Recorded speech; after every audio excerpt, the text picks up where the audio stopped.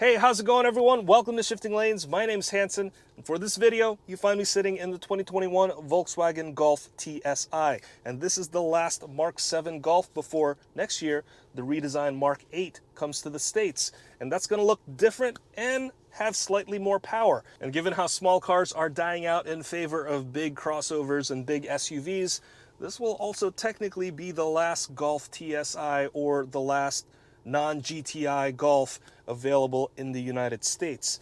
And that's a shame because the cheaper Golf is also one of the more fun cars you can experience without spending a lot of money. Now this Golf TSI isn't the cheapest Volkswagen, but it is considerably cheaper than the GTI.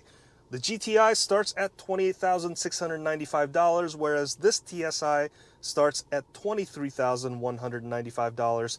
And it really doesn't get much more expensive than that because the only price adder, aside from the other options, is the automatic transmission, and that's $800 more. And if I were you, I would save that $800 and get the manual transmission because this is the reason why this car is so engaging and entertaining to drive. Now, if you don't know how to drive a manual transmission, this is a really easy car to learn on because the clutch pedal feels light and easy to use, the gear shifter feels nice and precise, and the throws are on the long side so that there's not a lot of effort to go into the gears. Also, the pedal placement is very, very good. I really wouldn't mind driving this at all in stop and go traffic. I know that's one of the main complaints of going with a manual transmission.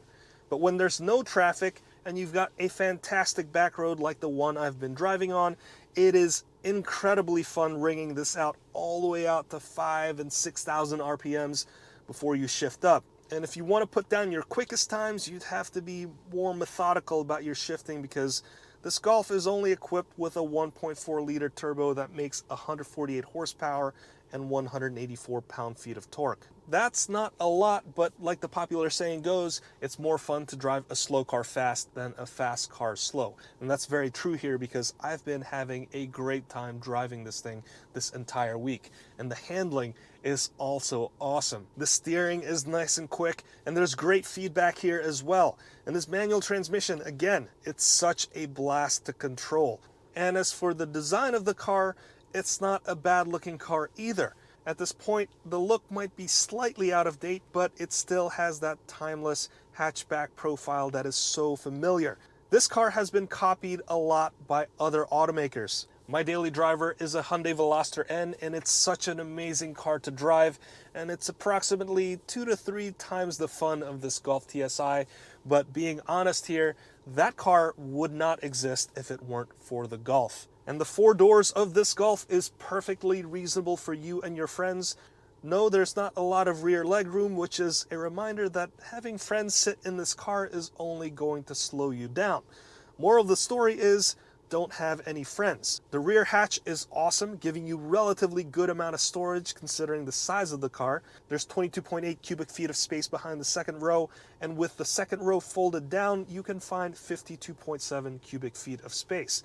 This will put some crossovers to shame. One of the only negatives I have for this Golf TSI with respect to the exterior design is the headlights. Now, most new cars come with LED or projector bulbs, whereas these headlights seem to have been stuck in the 90s. There are LED daytime running lights, but this also looks outdated as if it's leftover part stock from many years ago. As for the interior design, nothing has really changed very much since the introduction of the 7th generation Golf back in 2015. But it's still a good design despite it looking a bit Spartan and tired. And what you see here is what you'll get because since the 2020 model year, the only trim available for the Golf is the TSI. And it turns out the only spec for the Golf is a pretty good one. It seems like Volkswagen knew what features to include and which ones aren't necessary so that this Golf can still appeal to the general public.